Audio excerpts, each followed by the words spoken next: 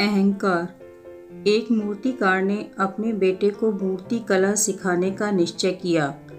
वह बड़ा होकर मूर्तिकार ही बना। दोनों अब साथ में अपनी मूर्तियां बेचने बाजार जाते। बाप की मूर्तियां 1.5-2 रुपए में बिकती, पर बेटे की मूर्तियों का मूल्य 8-10 आने से ज़्यादा न मिलता। बाजार से आने के बाद मूर्तिकार अपने बेटे को पास बिठाता और मूर्ति बनाने में हुई त्रुटि के बारे में बताता और अगले दिन उस गलती को सुधारने के लिए समझाता। यह क्रम कई सालों तक चला। लड़का काफ़ी समझदार था। वह अपनी कला में सुधार करने का प्रयत्न करता रहा। कुछ समय बाद उस लड़के की मूर्तियां भी 1.5 रुपए तक बिकने लगी। मूर्तिकार अब भी अपने बेटे को उसी तरह समझाता और मूर्ति बनाने में होने वाली गलती के बारे में अपने बेटे को बताता। बेटे ने अपनी कला पर और भी अधिक ध्यान दिया। उसकी कला और भी अधिक निखरने लगी।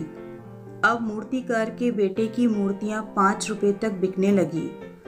बेटे की कला को सुधारने का क्रम मूर्तिकार ने अब भी बंद नहीं किया। एक दिन बेटे ने झुंझलाकर कहा, आप तो दोष निकालना बंद ही नहीं करते। मेरी कला अब तो आपसे भी अच्छी हो गई है। मुझे मेरी मूर्तियों के लिए 5 रुपए तक मिल जाते हैं, लेकिन आपकी मूर्तियों की कीमत अब भी 2-2.5 रुपए ही है। मूर्तिकार ने अपने बेटे को समझाते हुए कहा, बेटा, जब मैं तुम्हारी उम्र का था तब मुझे मेरी कला का अहंकार हो गया था और फिर मैंने अपनी कला में सुधार की बात छोड़ दी।